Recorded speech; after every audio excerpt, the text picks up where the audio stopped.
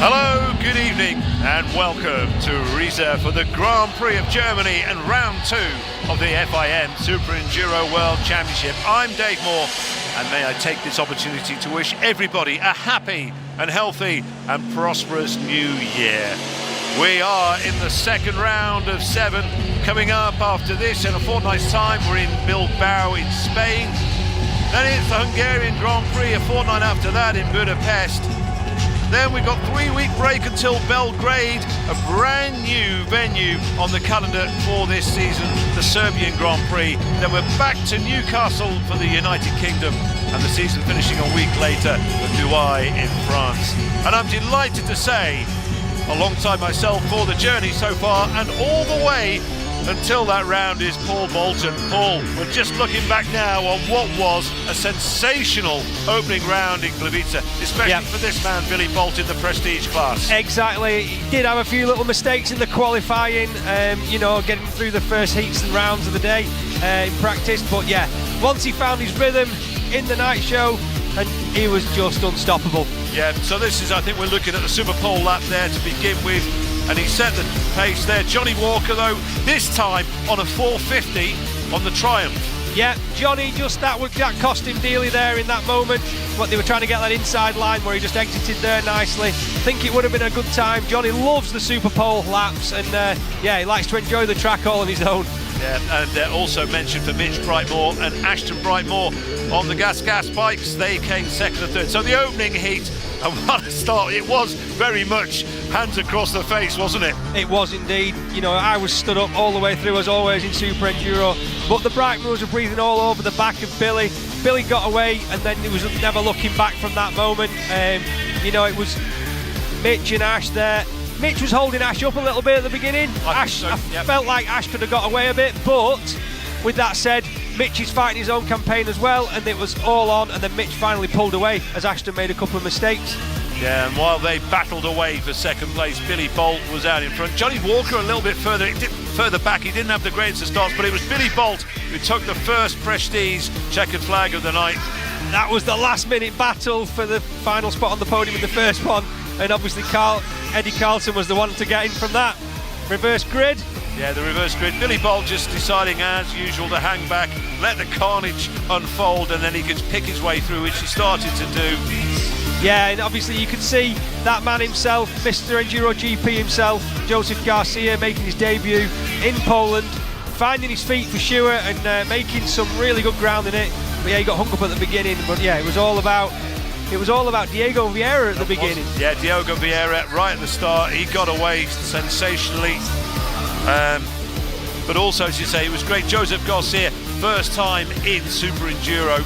And I think he went on, well, we'll talk about him later on, but he really did enjoy his time. Meanwhile, Johnny Walker, a much better start as well this time in the second race, and it was to work in his favour, because Billy Bolt worked his way through to second place, and then it was a battle that we've seen unfold many times, but until that moment. Exactly, Billy just pulling that front brake, just literally pushing it to the absolute limit as always, and it was the breathing room that Johnny needed, because I think that Billy would have caught him with that pace.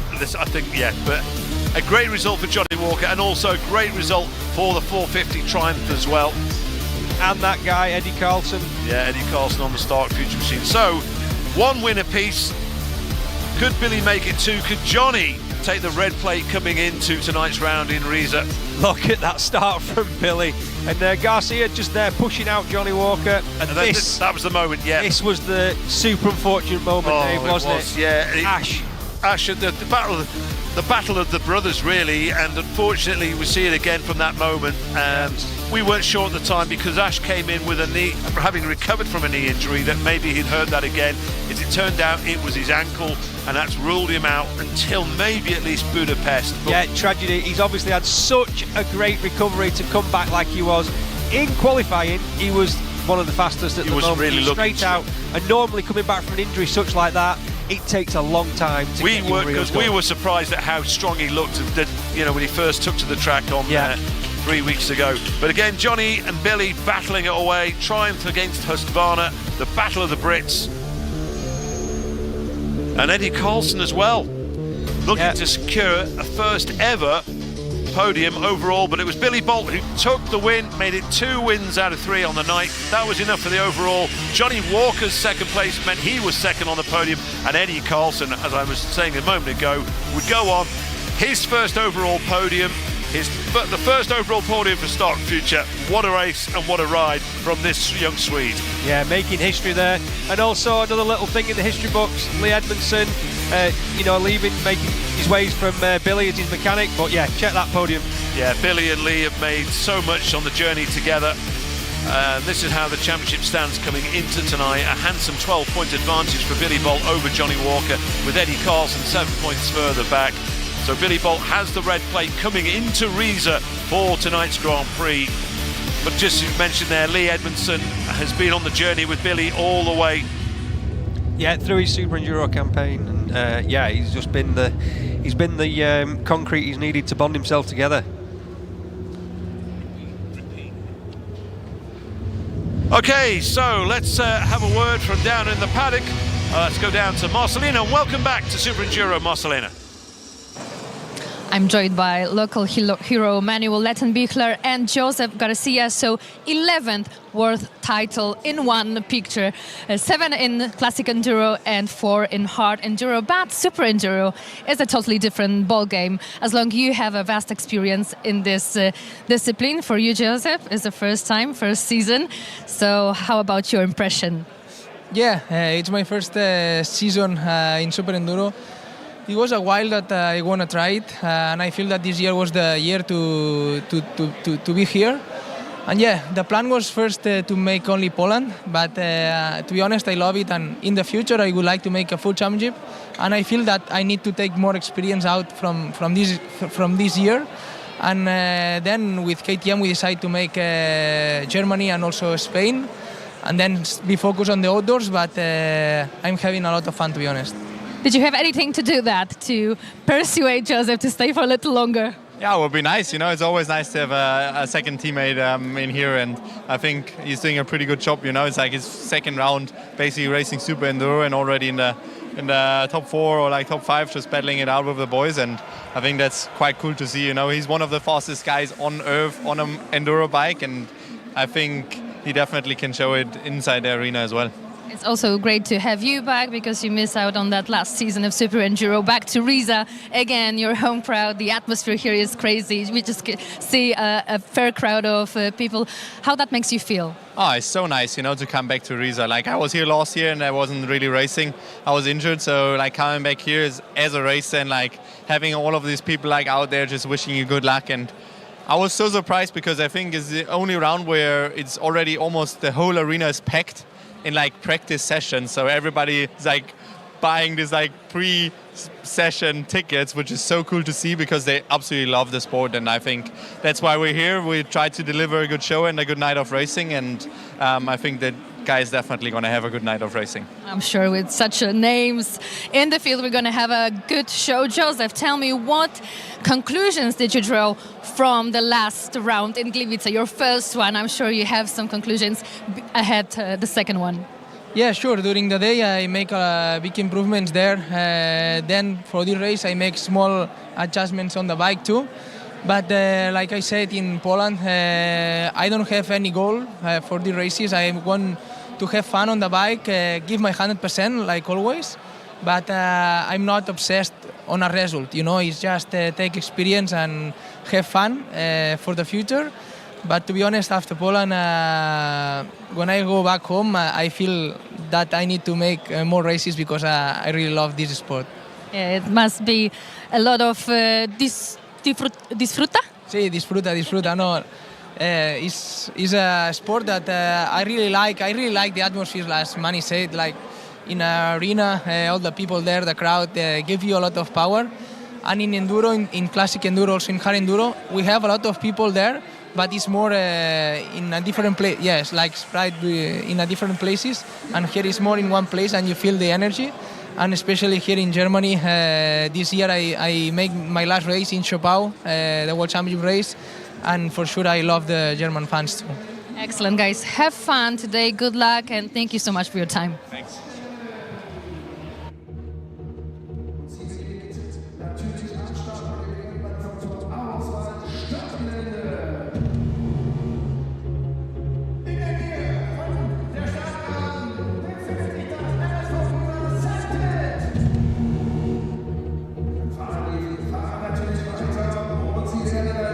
nächstes großes Hindernis am LDS Steingarten erwartet. Ja, vor dem Steingarten die Triumphe, Matrix, also vom Holzweg, geht es dann in den Steingarten rein. Entschuldigung, mein Fehler, dann geht es natürlich weiter durch das Gebirge, das ist das Soli-Zetzisch-Gebirge. Und von diesem Hoch und runter geht es noch weiter hoch, nämlich auf die Bundeswehrbrücke. Und dann durch den Tunnel hindurch auf die letzte lange Gerade um die Kurve und dann sind sie hier bei Blue Tigers Finish Jump.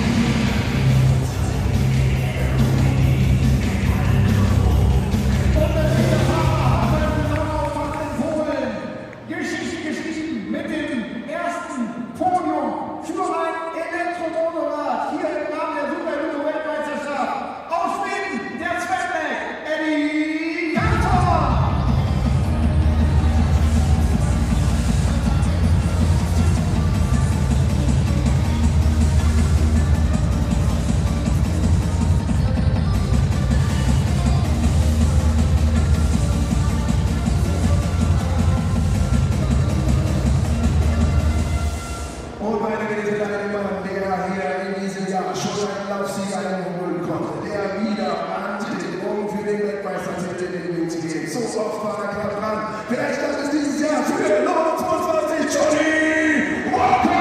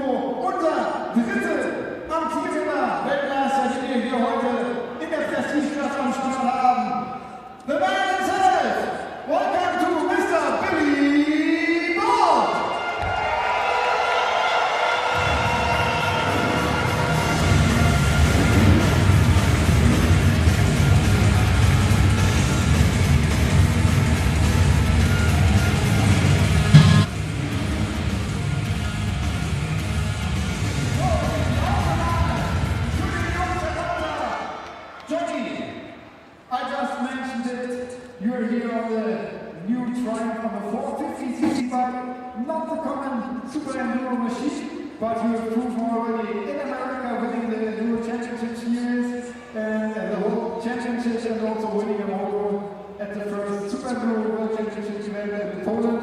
So how do you feel on your 450 here in Riesa, Germany? Yeah, honestly, I'm loving the bike. It's really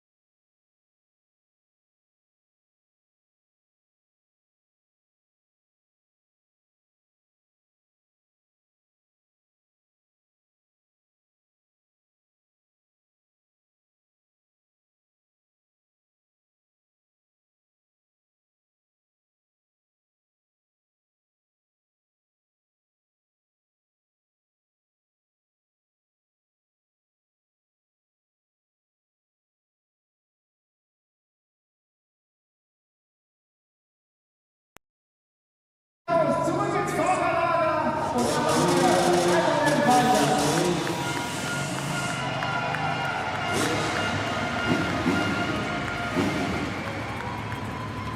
Und der nächste Programmpunkt. Das ist ja ein besonderer. Macht euch mal bereit, eure Sitzfläche für einen kurzen Moment frei zu machen. Macht euch bereit, eure Hüte zu greifen und vom Kopf zu nehmen. Denn wie es sich für eine Weltmeisterschaft gehört und wie es auch in anderen Ländern so ist, wollen wir heute hier unser Hebel und die Fahrer in Deutschland begrüßen. Wir begrüßen in Deutschland mit der Nationalhymne, gesungen von Anne. Erhebt euch.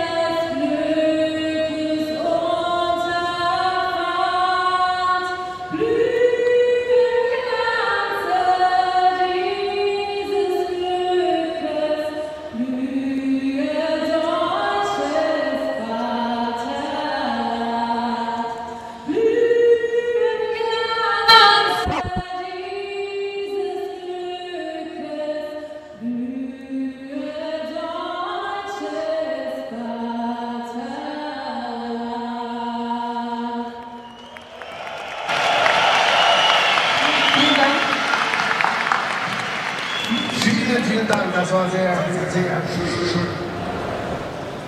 So, ich bin schon mal ein bisschen vorgelaufen hier in Richtung Startgatter, denn hier steht unser Eingangsgate für die SuperPole. Die neu hier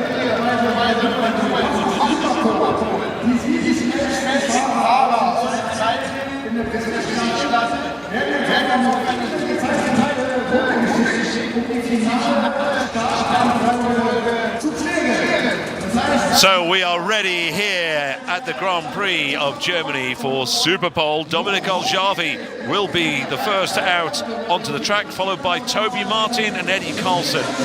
And then Joseph Garcia, Mitch Brightmore, Billy Bolt, Johnny Walker. And I have to say to you, Paul Bolton, I mean, how excited I am for this, because in time practice, there was just 0.4 of a second covering the top 4 riders. We'll talk more about them in a moment. But yeah, that was certainly has got our appetite wet, hasn't it? It has indeed, and it wasn't just the first 4 riders, it was actually the last couple of riders as well that were swapping around, and Manuel Lettenbeckler got knocked off at the last second, and it was it was really exciting, wasn't it? Awesome to see. Toby Martin was in the Group B, and he came out and knocked a couple off there on his start, so yeah, it's all looking good for the SuperPole laps. I've not really had a chance to speak with Dominic Aljavi today, Paul. Now, when we spoke with him at the opening round, his home Grand Prix in Poland, he said he wasn't quite fully fit. I still don't know whether that's the case or not. Yeah, I think he's gaining momentum. He's obviously coming off the Enduro GP season, and yeah, he's not feeling his best until this point. We've seen a better Dominic, like last year when he was competing with Billy. But this is where the SuperPole lap starts. Over that start-finish jump there. SuperPole is go. We got the clock on him as well. Probably the trickiest sections of the track into this matrix here. That is really important and very, very tight. Other riders are doubling across that log on the way out of that rock corner. There's another matrix just there. And this rhythm line into the up and over. Yeah, up over the famous Riesa Bridge. It's a staple of this event. And I love that bit, Dave. So going down and round, spiralling underneath.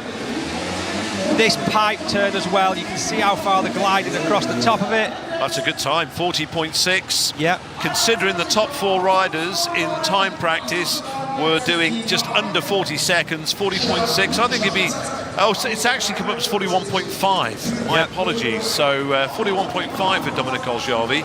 Now here comes Toby Martin, who's made it into SuperPole. On his start, you know, he's signed for only his second time as well, exactly. Isn't it? Yeah, it's the first season on the Stark, and he's already got it on in the SuperPole laps, which is so important as well, Dave. We've got to remind the people at home, there's 3 points up for grabs here, 3, 2, 1 for the first 3, so you know that is also very important for the aspect of what this is all about. Campaign. It's not just about a pick of the gate, it's also about valuable championship points as well. Toby's looking really good there, he's nice and neat. Saw him grabbing a handful of back brake just to help that back wheel over there on the start. That was nice, decent, tidy.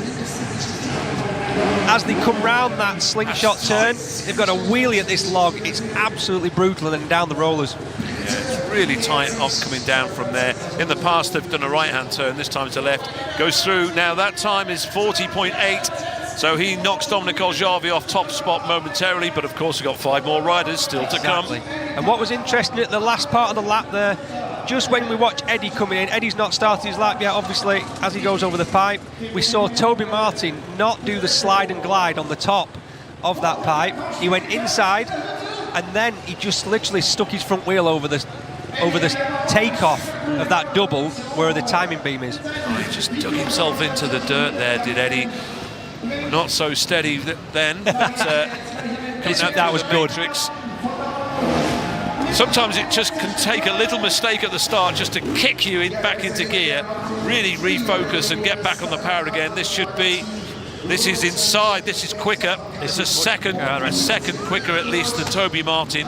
So there he is, that front wheel goes up. He also helped the back wheel on there with a super splat. This is the slide and glide move. He has. So you can see they're not jumping the finish line because the beam's on the top of the takeoff. 39.6. You only need to break that beam, Dave. 39.6 for Eddie Carlson, over a second faster. Now then, Joseph Garcia, and I can't tell you how excited I am about this, because I just thought Poland was a one-off, but he enjoyed it so much. He's back, and certainly he's doing this round, he's doing Bilbao as well, and he's on his way now in SuperPole. This man knows how to rev a 4-stroke motorcycle, and that bike's going to get it all the way around this track. So spectacular, neat and tidy. Look at the skills of this guy. Gone round the outside. Is he going to try and... He's tripled on there. Billy's actually quadded that in practice. So that was fast.